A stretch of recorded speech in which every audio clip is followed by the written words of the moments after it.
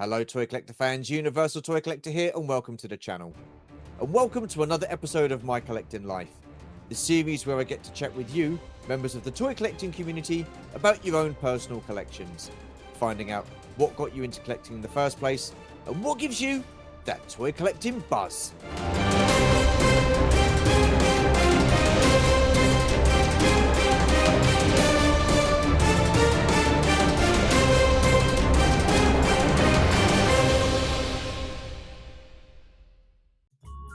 Welcome to the Hadley Old Fire Station in Hadley, Essex, the venue for the Toy Collective Toy Fair on April 27.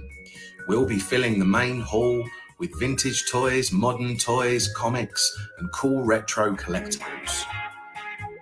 Doors open at 9 AM for early bird and it's free from 10, and there's plenty of free parking on site. We look forward to welcoming you. All right then, you lot.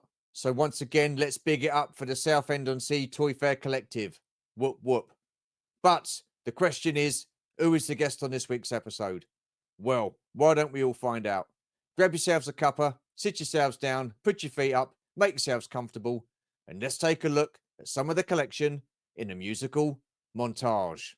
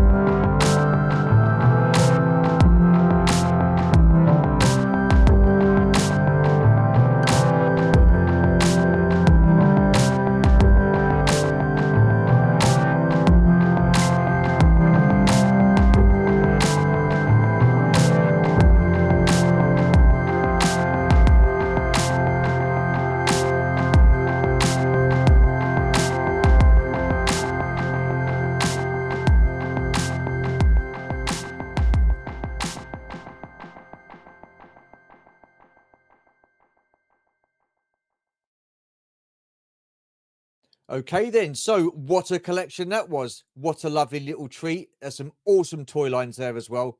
Some, again, I don't really know too much about, and I'm hoping that we get to talk about those toy lines a little bit more in the conversation. It's a pleasure to welcome to the channel David Nilsson. Hello, sir. How are you? Good evening. Yeah, I'm good, Stu. Yourself? I'm all right. I'm all right. Thank you very much. I do appreciate you jumping in, and well, not jumping in. I invited you, so I do appreciate you taking part in this series. Is what I should have said. But yeah, it's good to see you again. Thanks for having me. Yeah, good to No, see you. not a problem at all. And I understand you've not long been back from Australia. That's right. Yeah, I'm still in the throes of jet lag, but I've just Yeah. had a couple of weeks in Australia visiting family, Okay. which, as I do with whenever I go travelling somewhere new, try and find local toy shops and collectibles and have a good old hunt. So yeah. How were those toy shops and collectibles compared to what you see in the UK? Are they roughly the same, or, or do they got like different things out there? It was interesting because I've been trying to piece together, for example, a Panache Place Voltron. I've had Right. parts, an incomplete one, quite tricky to come by in the UK. Yeah. In Australia, they were in abundance. Oh So wow. the shop main shop I went to was like Lobo's Collectibles in Thornbury, Melbourne, Yeah. and they had a whole cabinet dedicated to Voltron. Wow. Same on their eBay. I was there long enough to buy some stuff on eBay and have it delivered in time Yeah. before. Yeah. So yeah, so Voltron was a complete curveball for me. Wouldn't expect somewhere like Australia to have that, but they had a good mix of sort of vintage Star Wars, Turtles, Transformers, all the big Yeah. heavy hitters. Another line that I saw that I haven't come across before was Spiral Zone. Right. It's I've never heard of that. short, Wowzers. short run series. Okay. Weird sort of 6-inch figures, almost like the Migos with the cloth clothing and stuff, but they're Oh, all okay. Yeah. but something I've never come across in the wild here in the UK. But again, whenever I was in a shop, I kept bumping into them and like Yeah. carded examples Yeah. as well. Yeah. I did notice that things like the vintage Star Wars, the prices were quite hefty, and I don't Oh, know were whether they? it was because of import. You know, Oh, everything okay. Yeah. Possibly. eventually has to be imported into Australia. Yeah. But luckily, my Star Wars collecting days are behind me now, so it's far too spicy Ooh. for me. Yeah. But Yeah. I know that feeling. I know that feeling. You mentioned Voltron. Now, I don't really know too much about that toy line at all. And you say it's difficult to find in the UK. it's Why it's is that? it's tricky. So as you would have seen from the intro, what my collecting habits are at the moment Yeah. is Yeah. quite obscure. I would say European, Japanese kind of Right. robots Okay. and things Yeah. like that. So Yeah. Voltron falls within that wheelhouse, and was huge in Europe. Yeah. So places like France, Italy, even like Belgium, you can come across them. But in the UK, not so much. And it was always a line that interested me. Like I wanted to collect it, and then Yeah. um, as part of the Southend-On-Sea Toy Collective, which you've been, obviously had a full Yeah. intro with Dave Thomas the other week. I met a guy called Dan Kroger, Right. who was another local collector to me, big into his Voltron, and he'd amassed a full line with extras. And out of the kindness of his heart, through the collective and chatting Yeah. online, he sent me a couple of his spares, and I thought, Oh wow. that'll be enough. Two little figures. That's a Yeah. nice representation. And then it wasn't enough. No. I'm on eBay. I'm at the toy shows trying to piece together. So for those that don't know, Voltron's made up of 5 individual lines. In fact, I've got one of my spares here. So Okay. you've got 5 lions. So this is missing the canopy. But Okay. basically, Wow. they all connect together to form one giant mecha. Right. Okay. Yeah. And for each of those lions, you've got a different pilot, so a different character, and then there's some bad guys and ships and stuff like that. But what I wanted was a nice, clean example of the 5 lions combined Yeah. that forms that Okay. Voltron. Wow. And I've managed to amass most of it. And there was Yeah. one part that was missing, and quite a common part that breaks. And it's one of the canopies, the cockpit covers. And while I was in Australia, like literally a week ago, I just happened to come across one on Australian eBay at a very reasonable price. So Okay. that ticked Yeah. that box. Cool. And then if I've got the complete Voltron, then I need all the pilots that drive it. So I managed to amass them as well. Oh, you've done all right then. Yeah. Yeah. Awesome. Awesome. Well, look, again, fascinating because, like I say, I didn't really know too much about Voltron. I just want to say welcome to the channel, and I was going to say, did you know much about this series? But you're doing all right so far. But I've got 10 questions for you, all Yep. about you and your collection. Run time about an hour, so we'll crack on and carry on with the questions. What toy lines were you into as a kid, and what memories do you have of those toy lines? Yeah, I think much of my generation, so I'm an 80s kid, 82 I was Yeah, born. Star Wars obviously played a huge part of that. yeah. Um, a lot of my Star Wars came from the kid down the road that sold his. I know you said Oh, on okay. Dave, all your toys got passed off to the family member. I was that Yeah, kid yeah. that received all the Star Wars toys. And to this day, I've managed to keep hold of them, and they're all in Whoa, you've got all your original. yeah. Wow. It's one of the only toy lines that I've managed to keep it all. Oh, Um, wow. Yeah. and unfortunately, I don't really get to display it. I live in a one-bedroom flat, so I am limited to 2 shelves and Yeah. a small IKEA cabinet for display at home. Yeah. Um, where I'm recording this from is from the fire station where we hold the toy fair. Yeah. I have a studio space here, Oh, and wow. I get to keep my bigger toys here. So I don't know if I've got my Proton pack and my Yeah, yeah. I Gremlin. see a gremlin there. Yeah, Yeah, yeah. all my big toys that I haven't got space for at home live here.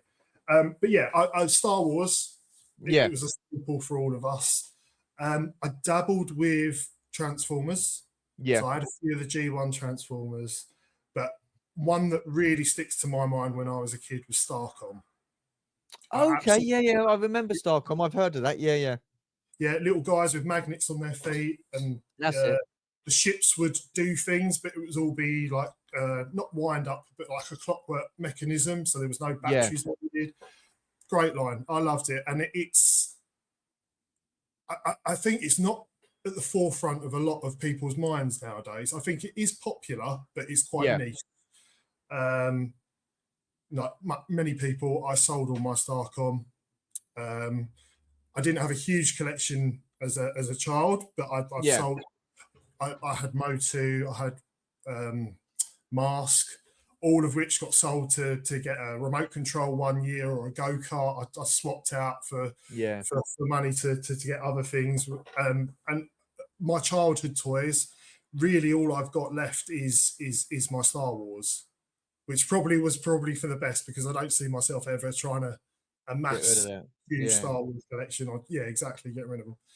But Well, there's that as well. But I mean, like for me being one of, like I said, said the other week and many times before, I passed my Star Wars stuff on to a family friend, and over the years since I've started collecting again, I have picked up the Star Wars figures and stuff like that, the original Kenner ones. But my God, man, they get expensive. I mean, you can pay some money for those now, and that's the thing. I think that's probably what could put people off from collecting the vintage Kenner line in the first place. Just the sheer cost of it.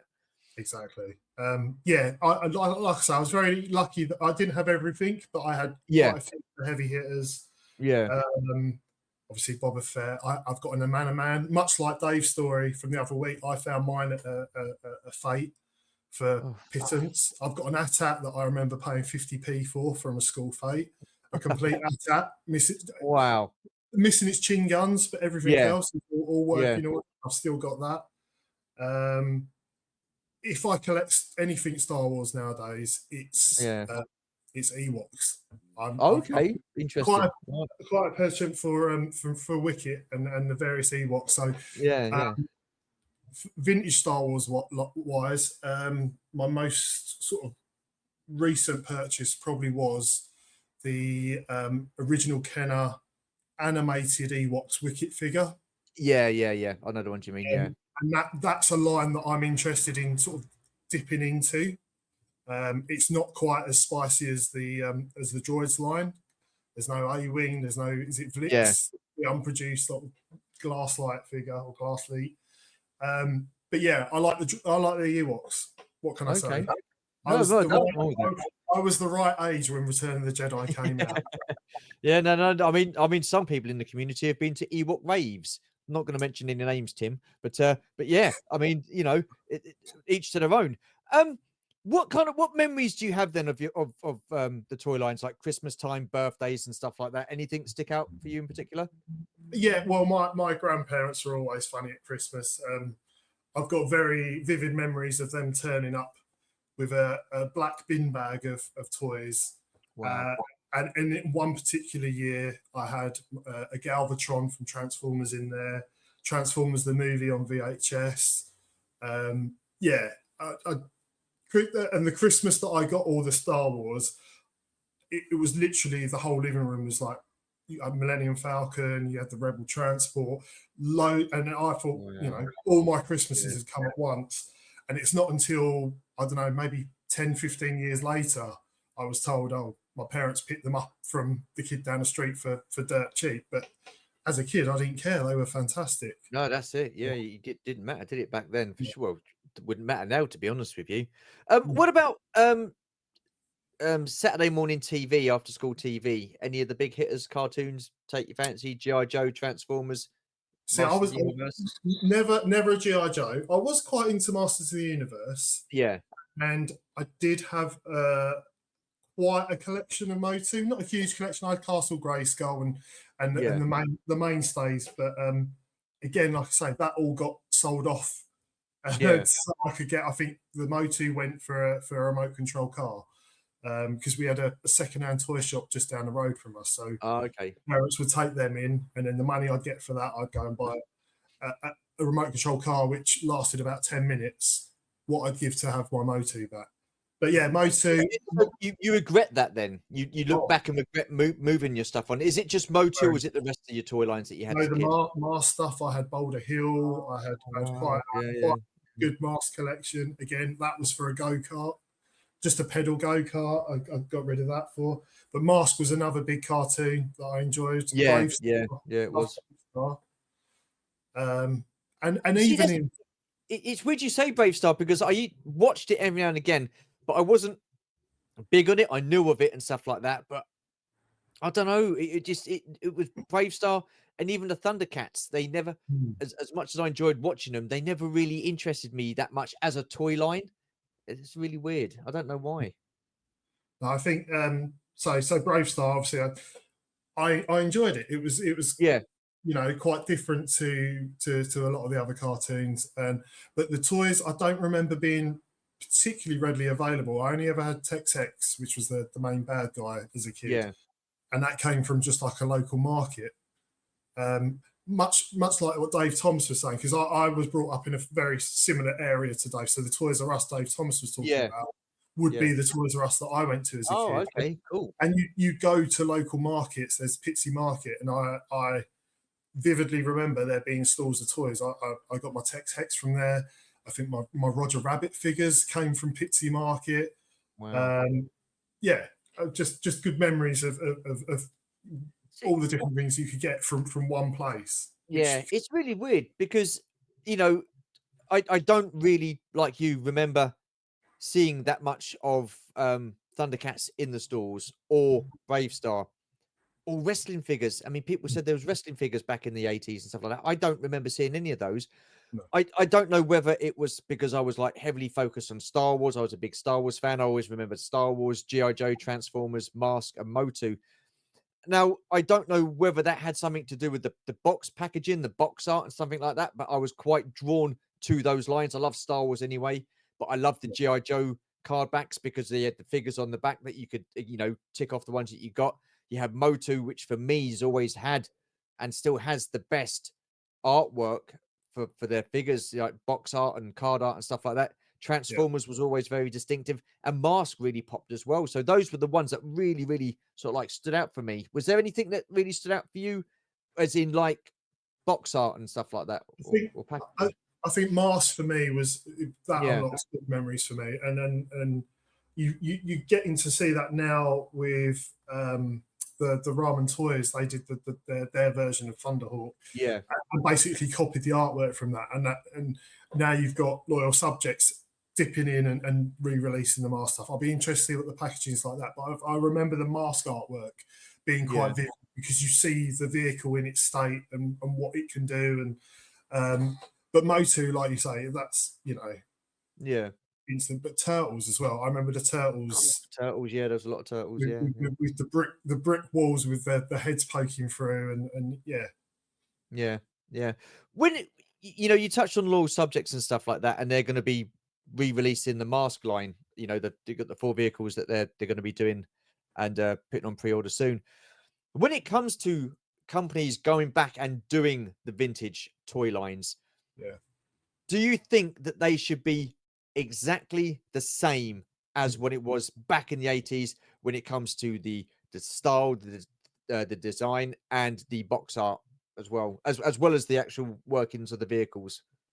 I think something like Mask, when Loyal Subjects announced it, I was expecting more. So they said about enhancing the articulation of the figures that come with the Yeah, mask vehicles, yeah, and it's just some ball joints in the shoulders. That's it. That's all they've yeah, changed. I was expecting more. So the Ramen Toys, their mask figures, they've got multiple points of articulation, and it's much more.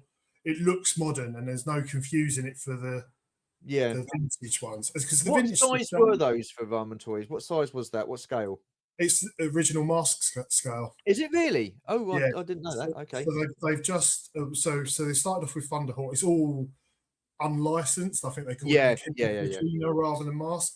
But then they've done the Great White, which was an unproduced vehicle from the original Yeah, line. And I quite like that when people sort of move away from not just copy paste of what was originally done. yeah. Speaking of sort of retro toy lines, one of my favourite toys from the end of last year. I'm a huge Ghostbusters guy. I love Okay, Ghostbusters. yeah, yeah, yeah, yeah. And Hasbro did Ghostbusters figures in GI Joe O-ring Yes, style. they did. I've seen those. Yeah, yeah, Hands down, my favourite sort of modern toy of last year was that. wow, Because wow. Did you get them? I did, yeah. Yeah, And I had to get the Ecto One that goes with it, and then I realised you can't fit all the figures in the Ecto One because the Ecto One was a retrofit from the one they produced for Afterlife.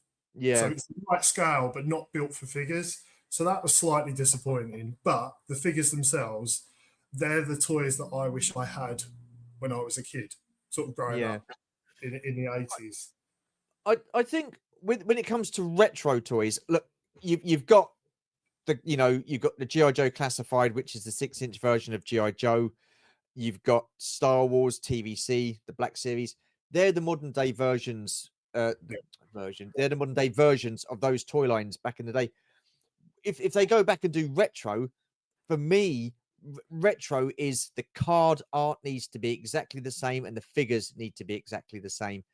The only difference is, I mean, now you'll have Disney logo on the bottom of the Star Wars ones, but I see the reason I'm asking is because the Star Wars retro cards have got all that like scuffing around the side and that big sticker.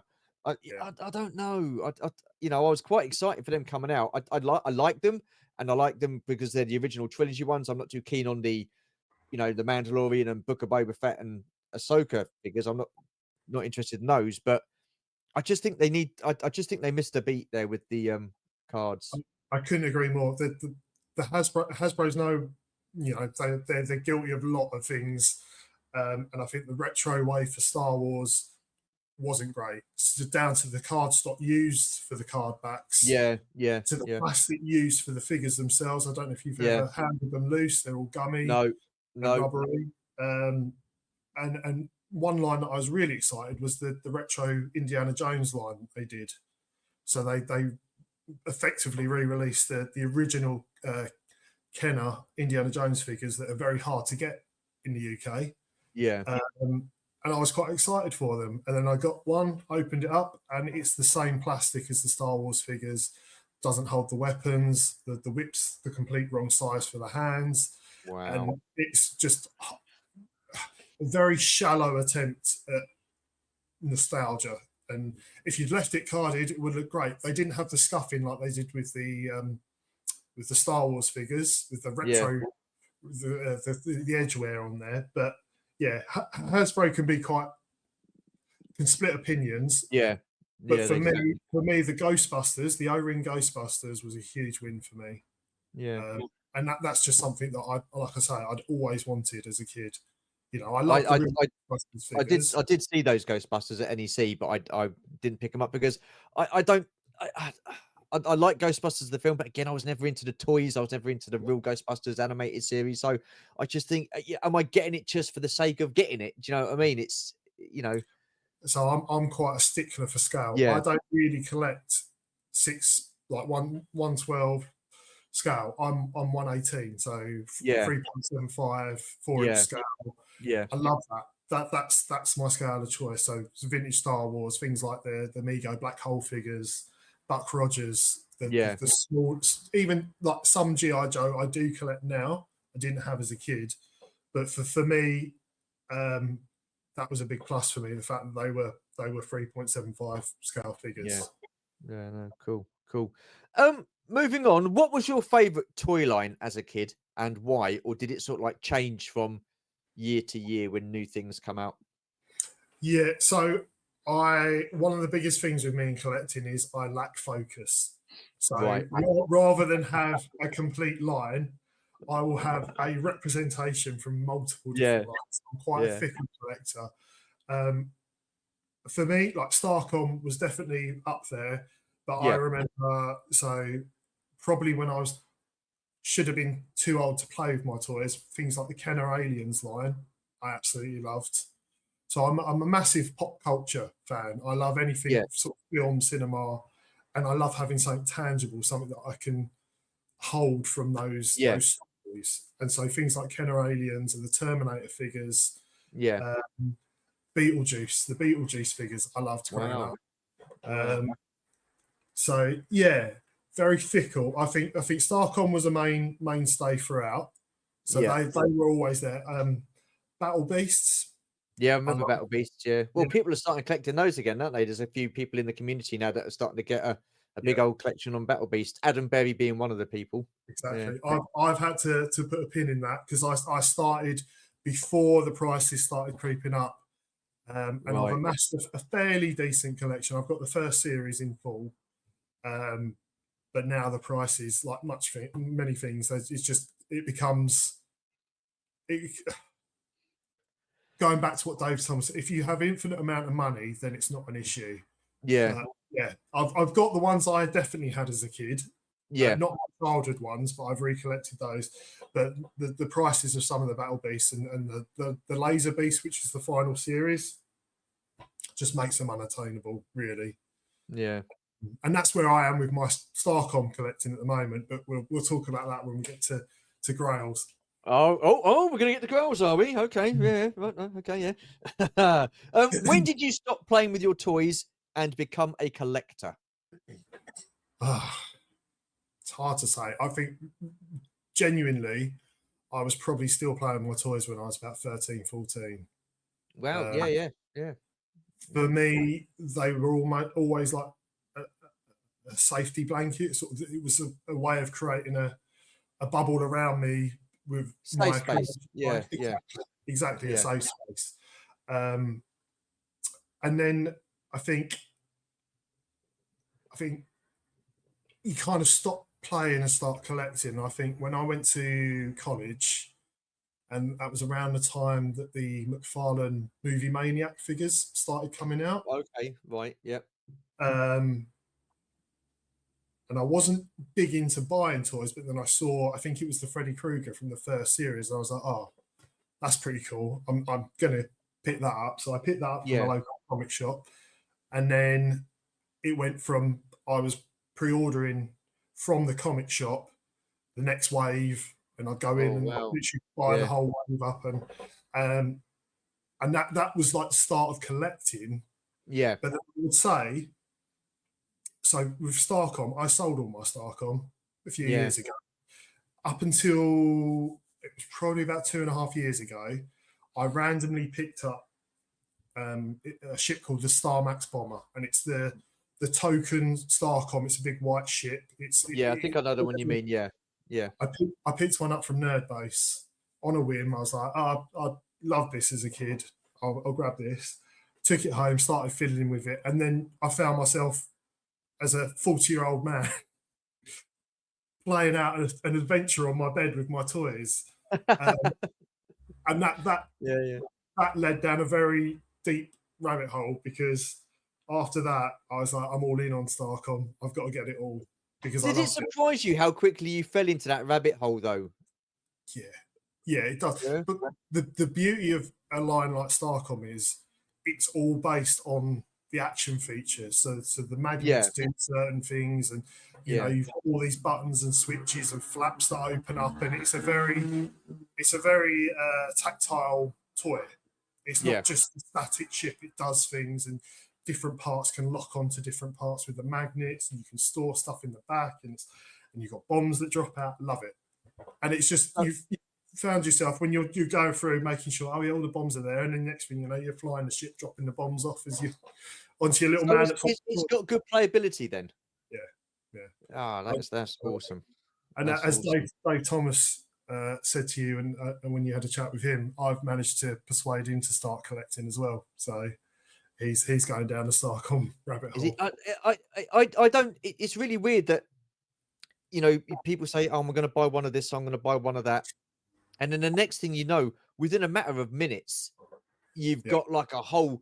I can talk about Matt from Zero Hunter Toys. He had one hot toy, and he said he's only he's not going to get too many more of them. He's got 50 plus hot toys now, and they do look stunning. And it's once you get into a rabbit hole, it's it's easy to dive in, but it's sometimes difficult to try and stop. And are you quite like disciplined with yourself with what you buy, or not really? I'm really. I need to be more disciplined. I'm Man after my own terrible. heart. Like Dave was saying, oh, he's got a list on his eBay watch list, and Yeah, he'll peruse it. So he's window shopping. Whereas I'll do a search. Oh wow, oh, I haven't got one of those. I'll buy it. And oh wow, I haven't got one of those. I'll yeah, buy it.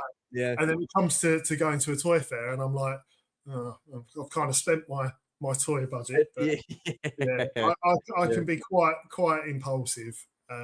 yeah. Within reason. Like I'm not stacking it all on the credit card or anything like that. But No, it's no, fair play.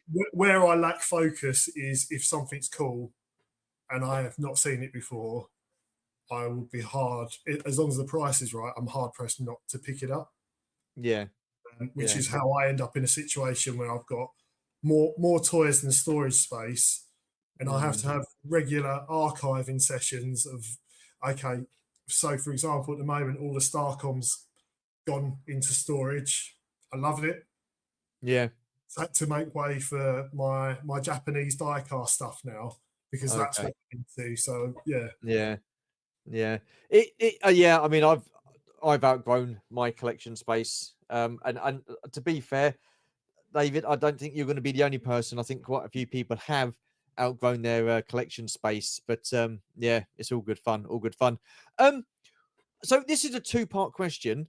I think I'm going to know the answer to the second part of the question. What do you currently collect, and do you have a focus on any particular character? I mean, you mentioned focus, and you've yeah. not really got much of a focus, so I'm Um, assuming. so currently, I'm collecting so that Euro Japanese, Yeah, the lines like Ulysses 31, yeah, yeah, Captain yeah, yeah. I know that. Yeah, Man, Battle of the Planets, yeah. Oh, Battle of the um, Planets. Starzinger, and it's but purely sort of the vintage side of that, and that is a minefield, because there's stuff there that people put on eBay for like £1,000, and you're like, that's no way, it's not worth £1,000. And then you see one come up for a couple £100, and you think, oh well, that's a good price, and it's a slippery slope. So Yeah, that's currently what I'm trying to, keep myself on a leash, and that's what I'm collecting at the moment. yeah, Character wise, anything with Wicket. Gremlins is another one. I don't yeah, do yeah, yeah. I much, see your Gremlins. Yeah, yeah, but predominantly vintage Gremlin stuff. So any of the LJN, Gremlins figures. I think I've near enough got all the LJN releases for Gremlins. Any merchandise with Gizmo on. I don't know. Again, it brings up emotions from being a kid and watching that film, and Yeah. I was terrified of it. And it's Oh, really? The original Gremlins absolutely scared the crap out of me. What bits did sort of like put the frighteners on you then? It's terrifying, even now. It's Hey? there's Yeah, some bits that yeah, so yeah. dark. The original Gremlins. I love Gremlins too. That's out and out just comedy. But the Yeah. original Gremlins, they're creepy. I didn't like it as a kid. That noise, that sort of noise, isn't it? When they're like in the cocoons and stuff like that, and that, yeah. I mean, pheromone they use for that. So yeah, yeah, yeah. No, I loved it as a kid. I enjoyed it, and I thought, yeah, okay, there's a few bits here that could, you know, give you nightmares and stuff like that. But yeah. I think that film has stood the test of time. I really do. I'd be disappointed if they go back and remake it, because I just don't think they'd capture the essence at the first. Though, to be honest with you, I find it really difficult, or I don't think that a lot of the studios do capture the essence of the films that were produced in the like the 70s and the 80s. I just don't think they. No, Not exactly. the same, I think the only what they call legacy sequel, so films that are sequels made many years later. I think the only one that's really worked for me was Blade Runner 2049. So Blade Runner, yeah, one of my favourite films of all time. yeah, yeah. So when I heard they were doing a sequel, much as you were saying about Gremlins, you know, the hairs on the back of your neck go up and you go, oh God, don't do that. And it's a fantastic film. 2049 is brilliant. Yeah. I think in some ways it's superior to the original. In other ways, not. Otherwise, not. But I love that film. So it can be done in the right way, but why risk it? Gremlins is you'll get CGI Gremlins, which nobody wants. Yeah, yeah. I mean, look what happened to Ghostbusters. You know, I mean, they did the female cast of Ghostbusters, then they did Ghostbusters Afterlife and stuff like that. And I don't know. And it's the same with these Alien movies and Predator movies. They were absolute classics back in the day, and they're bringing them out left, right, and center. And I just don't think they hold any real weight compared to the original versions of the films. But Aliens is tarnished now, so there's been possibly 2.5 good films from Aliens, and they're on what, like, 5th or 6th film now, with more coming and TV series and stuff. And as more's come out, the expectations get lowered, and it tarnishes those good early entries. But you know, it's not. That's not as a big deal for me, because they just kept pumping them out. But yeah, if you were to go back and do anything with Gremlins after, what was it, nearly 30 years since Gremlins 2 came out? Yeah. Yeah, no. No. Not for me. Fair enough. Fair enough. Do you have any sentimental or prized pieces within your collection? So this is a tricky one, because I don't have many of my childhood stuff. So I would say, for me, sentimental wise, I would say my original Wicket figure, because it was actually my sister's, and I've managed to keep up with it. Not that she knows. No. And my would she want it back if she knew? I hope so. And my real Ghostbusters figures, because I've still got my original 4 Ghostbusters and the Ecto one. Yeah, I think they hold a special part, because I can't overstate how big Ghostbusters were as a kid growing up. Yeah, I remember getting the Kenner Proton pack and for one Christmas, and then spending the rest of that day walking around upstairs in my parents' house in the dark trying to hunt ghosts, sort of thing. That wow. You know, real vivid memories of doing that. Awesome. Yeah, and so when I got a bit older, obviously more financially stable, I managed to get my own Proton pack. Which is, the HasLab one. Yeah. It's a heavily modified HasLab one as well, so that's been fun. That's now the grown-up way of playing with your toys, is to take it Yeah. apart and fit real metal parts to it and fit new electronics in it, and Oh, wow. so Yeah, cool. With your toys you had as a kid, like your Star Wars and your Wicket and stuff like that, and when you look at them, do you look at them differently compared to the other toys that you have in your collection? When I say that, I can look at my Star Wars figures here, and I think brilliant, they're fantastic, love them. I played with them as a kid, but I look at them and go, they weren't mine. They weren't yeah, mine. When I look at my Motu figures that my dad almost threw out down the tip because he was going to chuck a box of stuff out from the loft, he didn't bother looking until he got down the tip and thought, oh, we might like these. Absolutely. I look at those figures and I just think that was part of my childhood. I remember those, and I was physically playing with these figures. These are my figures. yeah. Did you feel the same way? Is there a difference between how you look at your toys that you had as a kid and the toys that you collect later on in life? 100%. So Yeah. I so all my Star Wars, other than like a few figures, are Yeah. stored at my parents' house in Wolverhampton, so 300 Okay. miles away. Yeah.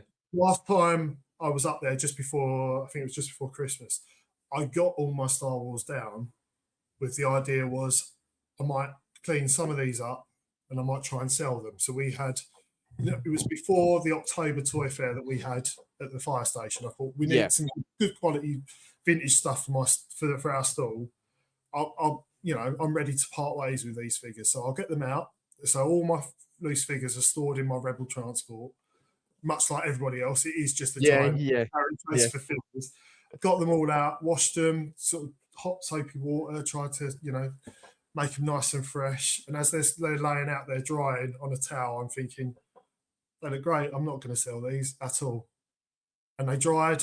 They got carefully put back in the Rebel transport, and that transport went back in the loft. I couldn't bring myself How to sell. Wow, it's weird, isn't it? And do you think you'd have been like that with any, if say for example, if you kept your original Starcom and the rest of the figures you had as a kid, and Yeah. you would have got to move them on now to get something going like a toy fair, would you have felt the same way with those toy lines as well, or is it just the Star Wars ones? No, so I think the Starcom stuff. So in end of 2017, I was traveling. I went traveling, moving out of where I was living. Didn't want to put stuff in storage, so I had Craig Foreman from Nerdbase come to where I was living, and he Yeah, basically took a lot of stuff off me, including my Starcom. And at the time, I was like, "Yep, this is the right thing to do. I'm not going to need this. This is going to be a hindrance. I yeah, need, I need to. I'm going to be moving. I don't want to be lugging these boxes, putting them in storage. Let's just get rid of them, and whatever money I get can help with the travels." And then as soon as you come back from traveling, uh, I regret selling that. I'm going to get that back. Like I yeah. had a huge ice cream tub full of micro machines, and Wow. I couldn't even tell you what I had, and I'd love to have that box of micro machines back, because now I've got no micro machines. I don't Yeah. need any micro machines, but who needs any of this stuff? But Well, this is it. Yeah, yeah, they were my micro machines, and yeah, yeah. I mean, my granddad, when he built me a well, he bought me a massive, like, I can't remember what gauge it was, but like a railway track and stuff like that. And there was a lot of it. And him and my dad went up in the loft and built this big, like, scenery, sort of like scene and setting and stuff like that with I think it was N gauge, I think it was. And they were going around and like these little small miniature trains. And when my granddad passed away, it all got packed up, sort of thing. And my dad took it down from the loft and stuff like that, packed up in boxes. And it was only a few years ago that I I moved it on, and I was reluctant to do it because I it was something that my granddad had bought me, and I was like, oh, I don't know, because I was quite sentimental with that. But then I had no interest in sort of like trains and train tracks and stuff yeah, like that. And then if I decided, okay, yeah, because I spoke to my dad and he said, well, look, give it to someone who's going to enjoy it. So I was like, okay. So I found someone and they got it, and it was, I didn't get too much for it, but that's by the by. But then I saw a video that Chasing 80s Toys done with Jeff Barker, Scuba Pete, and Chris Miwa, and they were talking about train sets and stuff like that and whatnot. And I was just like, oh man, Yeah. no, you know. See, And it kind of hit me there, and then I was like, oh, I wish I'd have kept it, you know, But it's my dad. So a lot of my collecting habits come from my dad. So my dad's a train guy. He builds his own train set. Like it's always good when I go and see them because they're Wolverhampton. And much like this coming NEC, I'm going to see them the day before the NEC. okay.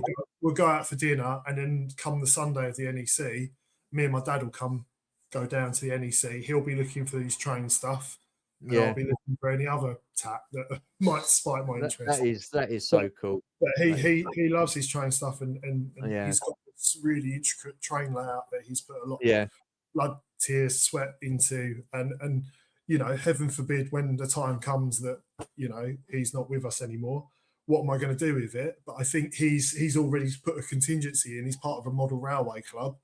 Yeah. And I think they come and take it and make sure it lives on, sort of thing. Yeah. But it's a really hard thing. Like I'm getting to an age now where you do think, oh Christ, what if I was to get run over by a bus or whatever? You morbid git, bloody hell. Yeah. what happens to all this Yeah, stuff? true. Yeah. Oh God. Yeah.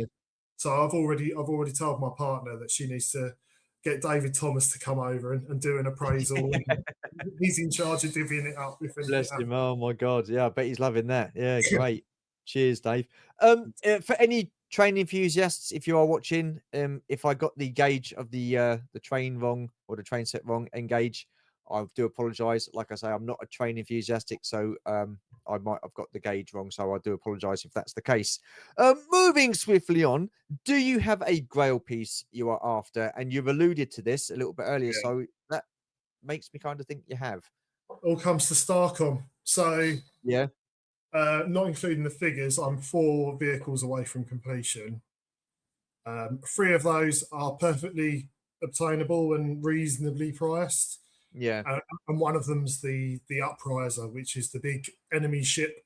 It's crap. It's literally a big platform that rises, hence the name, the Upriser. It was a European exclusive and goes for about £800. And wow. I cannot justify that. But that would be a grail. That's a, you know, one day walking into a charity shop and there it is, sort of thing. I'd lose my, yeah, exactly. That is like that would make me think, Christ, the rest of it's I'm going to get it. I'm going to go all out and complete the line.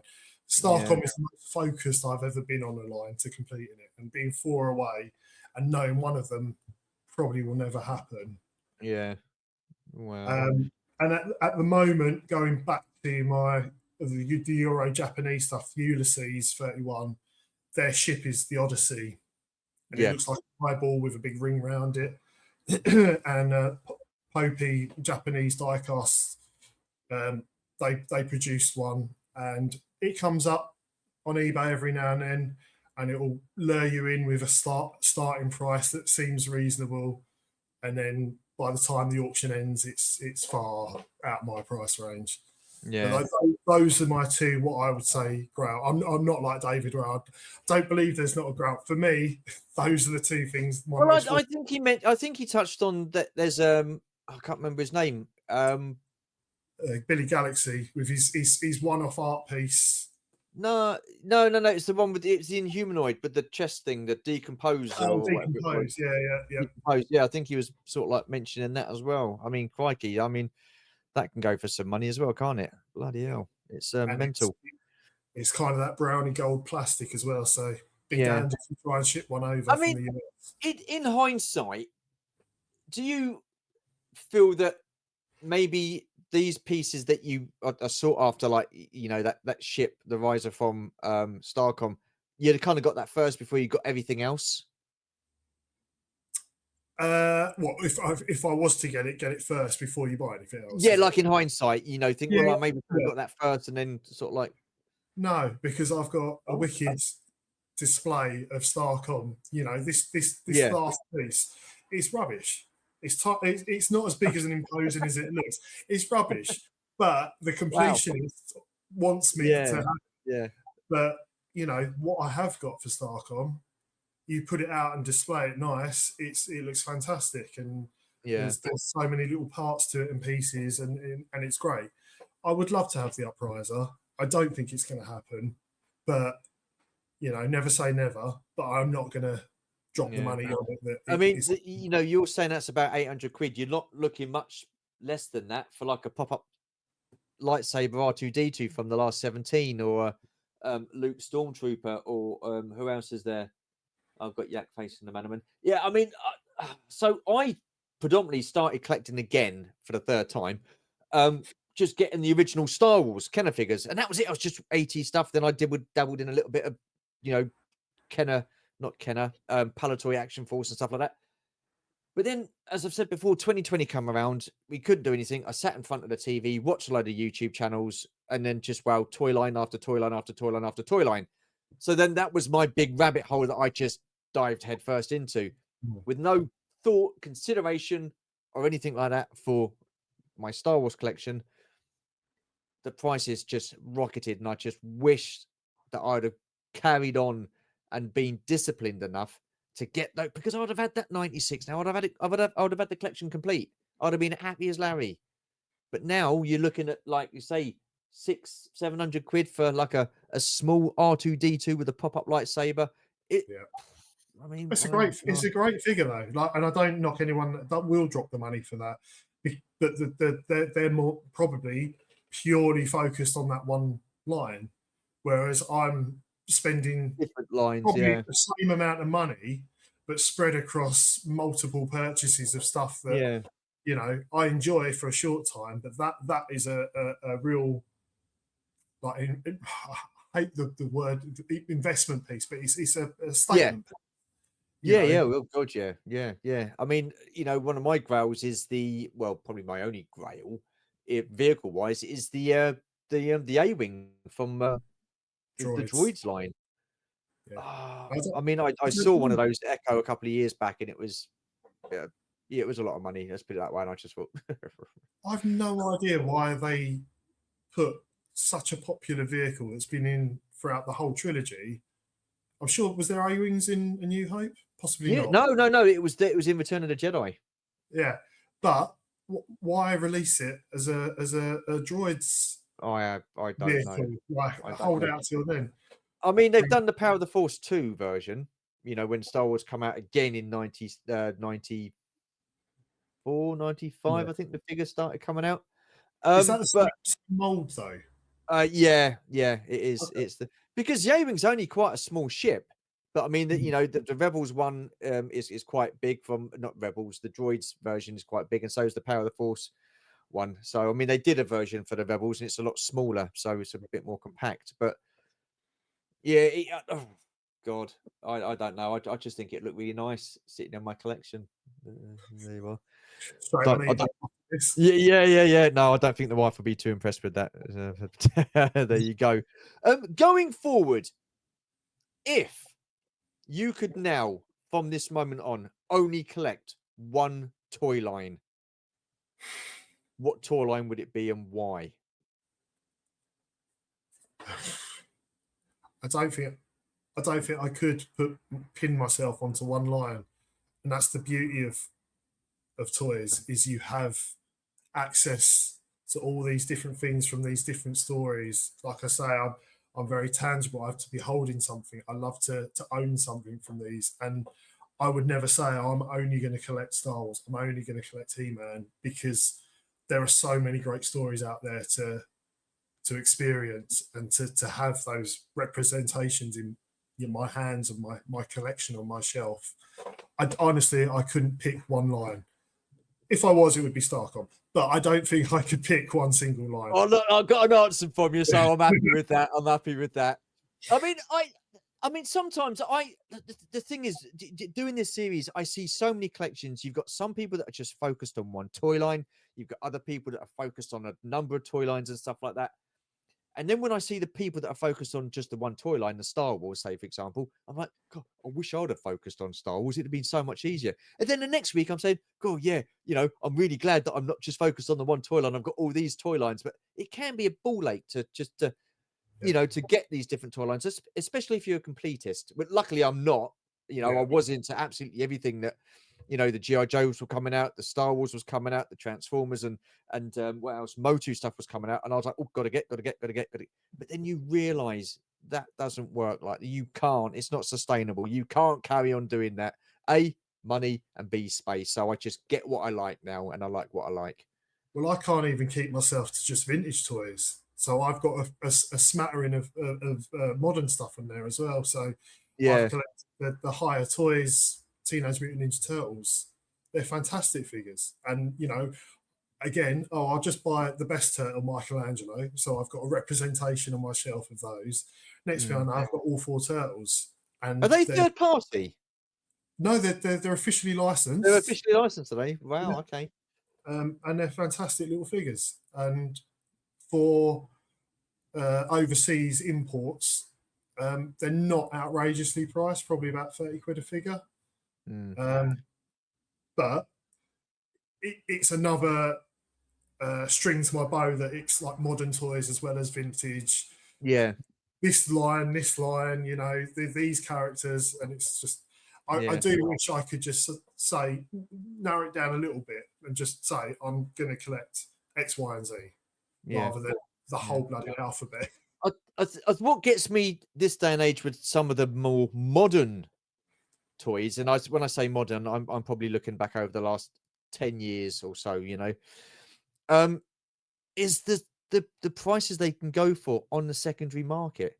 You just think, I don't get it. I mean, some of these TVC figures from TVC 1.0, just absolute insane amounts of money, these Canadian variants or whatever. It's just some of the, more sought after figures, the harder figures to get, so to speak. They go for like a lot of money, and I'm just like, it's ridiculous. And then I just, it doesn't really make sense. Like with vintage Star Wars, you can accept, yes, they were mass produced, but they're also, coming up to 40, 50 years old. Yeah. So the numbers will be dwindling. Like, luckily, hopefully, the majority are in collectors' hands now and being looked after and cared for. Yeah. Vintage collection, I don't know the exact year it was released, but I believe it was like early noughties. So you've got 2010, I think. There you go. So you've got 15 years. Yeah. A 15-year-old figure going for a lot of money, which was major mass retail, mass produced. Yeah. And that the molds are sitting there with Hasbro, so they could just turn around one day and go, yeah, we're going to do that again, but with new face printing technology. Well, they've been doing that. They have been doing that. I saw one of the original Clone Wars Ahsoka card backs. The first one they did in TVC. I mean, the figure isn't great, but the card back was just, the colors in it. It's just an absolutely fantastic card back. And I saw that on eBay for, the person was asking near enough 700 quid. And I was actually hovering over the buy now button. And I was like, oh, no, I better not. I didn't. Yeah, I didn't. And then like a couple of months later, they're re-releasing it again, as part of 2.0 and what have you. So I do have a lot of time for the vintage collection. Again, the right scale for me, the articulation. Yeah. I think where they lost me was there was too many waves being released too quickly with too many figures, and it was very hard to keep up with the releases. Yeah, and you can't see it, but I've got the Millennium Falcon, the big. Yeah. BMF. Yeah. There we go. There we go. And that thing is incredible, absolutely incredible. That's I never went for the Ghost and the other HasLab stuff that they've done, but it is a great toy line. But for those prices, and when that potentially a better version will be released, and not only that, you were saying about the original Star Wars figures and stuff like that. 40 plus years old. Some of them are in absolutely fantastic condition. Some of them are getting a little bit sticky, but that's okay. You can sort that out. But overall, they're in really good condition. They've lasted and they've stayed the test of time. Can you see that happening with the current figures in TVC lasting that long? I think the main thing working against them is the additional articulation. I think those joints will fail as the plastic sort of degrades. Don't get me wrong, they're very sturdy now, but Yeah. the beauty of vintage Star Wars is, you know, you've only really got 5 points of failure, Yeah. being the neck, shoulders, and legs Yeah. and arms. Sorry, yeah. I know. I'd be interested to see. I think a lot of modern toys. I don't know what the plastic quality is going to be like, or I found not so much with Star Wars, but there's certain toy lines now that are starting using like rubbery overlays and softer plastics. Yeah. And I'll be intrigued to see how that wears the sort of the test of time, and whether they start to break down, because you can feel it when the plastic starts to degenerate and you get Well, I stiffly. mean, a lot of plastics these days are biodegradable, aren't they? They sort of like they can break down. So if they're making those figures with those types of plastics, then the natural thing is that over a course of time they are going to start to break down. Whereas the plastics used back in the day, you know, they weren't too worried about sort of like No, and then you've got green all that lead paint to keep it in place and stuff, and the asbestos. yeah, yeah, You know. yeah, great, But yeah, great.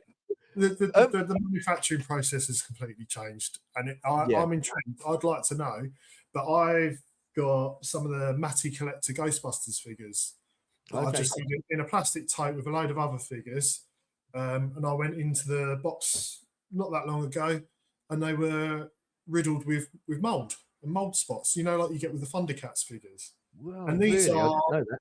these are probably 2003, 2004 figures. You don't expect mold spots on a what I would call a modern-ish figure. No, no, But yeah, wow. Wow, interesting, interesting. We're coming to the top of the hour. I've still got 2 questions left for you. I've got 3 questions over you. Blimey, Riley. So, have you ever considered starting your own YouTube channel?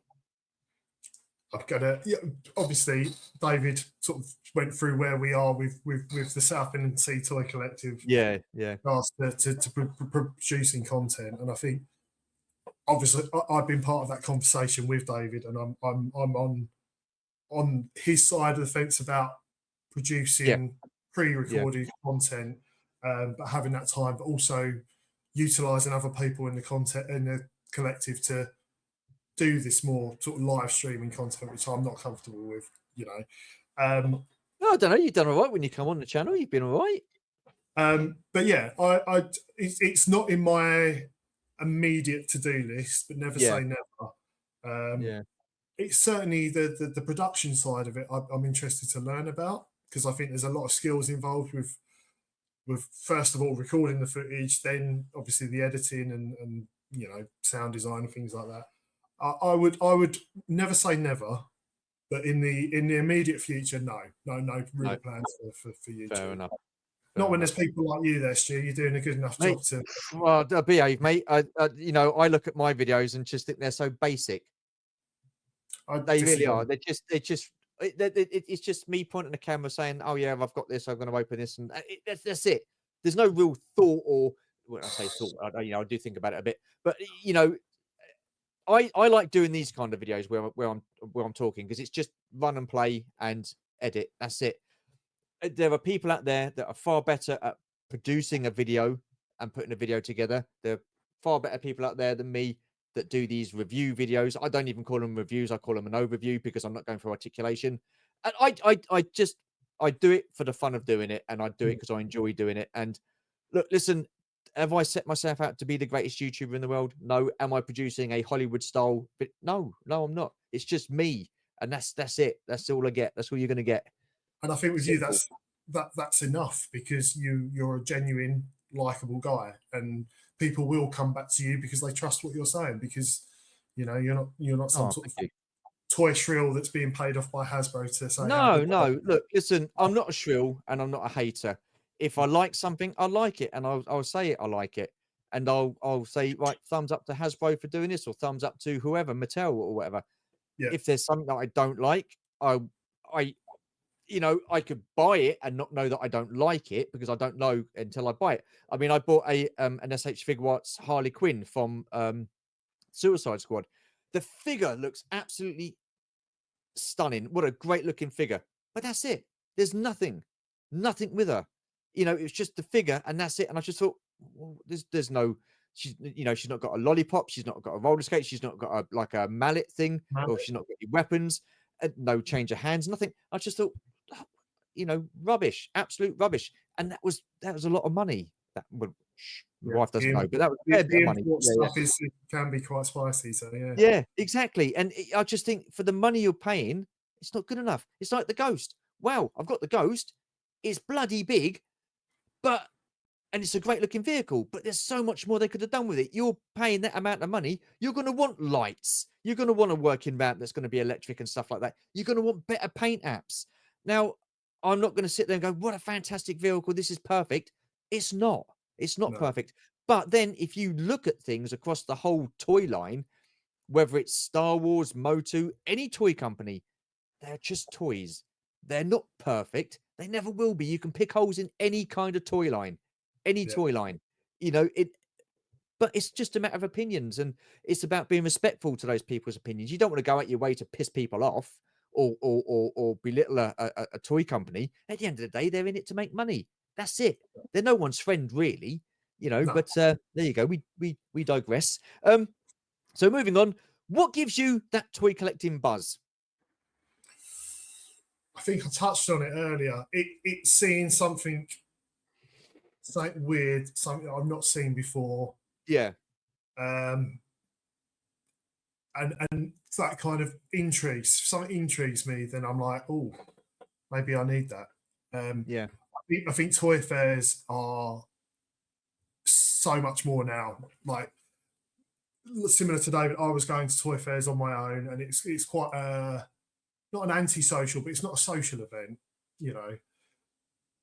Since the Toy Collective started and getting to know David and Adam and yourself and Dave VTR and all the other YouTube people that come along to those things, and being part of I wouldn't say it's a scene, but it is a social sort of community, and I really enjoy. I could go to a toy fair now and meet some great people and not necessarily have to buy something and still feel like I've had a good day. Yeah. You know. Yeah. Yeah, very much the community sense that comes with the toy scene. It's not as lonely a place as it used to be. I think a lot of people have said that because you know, for myself, I can speak for myself. I was quite an inward collector where it was, I wouldn't tell many people that I collect. And now since I've done the YouTube channel, you know, I don't care. I'm quite proud of the fact that I collect. It's, you know, it's something that I'm passionate about, and we can share it with people and stuff like that. So, you know, it's all good. And with respects to going to toy fairs and stuff like that, are you the kind of person that likes seeing a toy physical form, or are you quite happy just to go online and get it online? I'm guilty of both. Okay. I think online sometimes the convenience is detrimental because it is, you can just say, oh, I want one of these, eBay, and you've suddenly got it. I do like the excitement of finding something in the wild. I think so. There was quite a few shows where I was trying to be good, and I had a list of what I wanted, and I wanted to pick up an original Playmates Earthworm Jim figure, the original Earthworm Jim. And I went to Sandown, and there was guys with other Earthworm Jim figures, but not the one I wanted. And then I think I might have gone to the Enfield Toy Show. No, nothing there. And then at the NEC, I bumped into Mr. Dan Plastic from Toy. And he was like, "Oh, I know you're looking for one of these. This guy, the other side of the NEC, had one." Oh wow! Which one? And they're just running across the whole of the NEC, finding the right stall, seeing the figure, paying for the figure, realizing I didn't have enough money for the figure, borrowing it from Dave Thomas for the extra money that I needed to buy it, and then finally getting it. And that experience of the hunt and when people tip you off where there is one, and finally getting one in your hands, and it being a price that you're happy to pay, and then you're walking away with it. It's just, that's more interesting to me than eBay search Earthworm Jim figure Playmates, and then you've got it. So Yeah. Oh no, that's cool, man. That's cool. I like those kind of stories. Yeah, yeah, it's awesome, awesome. Last question for you then.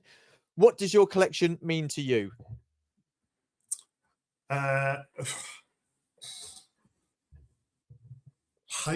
Again, I've got Dave's answer in my head. It is me. It is without collecting. Collecting is such a big part of who I am. Like, yeah, it is. It is. If I wasn't collecting toys, I'd be collecting film props. I'd be collecting records. I'd be collecting comic books. There's Yeah, something about that need to sort of hunt, gather, find, obtain, and going back to what I said, having something tangible that reminds you of these stories that are a big part of your life. yeah, You know, it is me. And if I didn't collect, I don't know what I would do with my life. Like I would be just going to work every day, and I wouldn't have met all the people that I've met. I wouldn't be sitting here talking to you. I wouldn't be, yeah. you know, working with David and Adam for the toy fair. What would I be doing? I might have more money in my pocket, but that doesn't, Yeah, I'd find something else to do with it, surely. yeah, yeah, sure, yeah, Um, the experiences, the people, the things that I've seen through being a collector, it makes me who I am. yeah. No, no. I mean, yeah, I can't argue with that. And every time I've asked this question, I've always got like different answers or similar kind of answers and stuff like that. And there's no wrong answer. So Yeah. again, absolute top quality. And I really have appreciated you taking the time out to do this. Unfortunately, that has come to the end of the chat. Where can people find you on social media? So I'm on Instagram as Davnell757. I don't post a huge amount on there, but I'm also part of the Southend-On-Sea Toy Collective, which we have a Right. Facebook page. Yep. Stu, if you can put the link in the description. I'm doing my YouTube a bit now. Check And you out. Toy Collective _ Toy Fair on Instagram is the official page for our toy fair. The next one is April the 27th, Hadley Old Fire Station in Essex. We've got amazing sellers lined up for it. Sorry, Stu, I'm doing a plug now. No, you Amazing carry on, mate. sellers It's all lined good. up for it. Free entry from 10 o'clock. We've got an early bird 9 till 10 for £2. Free parking on site. Cash machines around the corner. There's cafes if you want brekkie. I believe we're having a cold brew coffee stall in the car park. So grab yourself a nice coffee and then come in and find some toys. Absolutely awesome. You couldn't have sold it any better. I will leave the links to your Facebook page and Instagram page in the description below.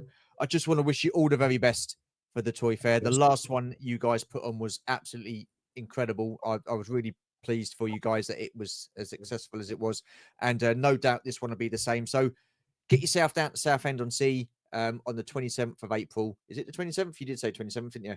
Yeah, 27th of April. There's a lot of well-known sellers down there that go to different places like Sandown and NEC and Kempton and the like. So yeah, familiar faces. So and there's going to be a few people from the community down there as well. So pop by and say hello. It's well worth doing. Dave, it's been an absolute treat talking to you, mate. Thank you so much. Really do appreciate your time.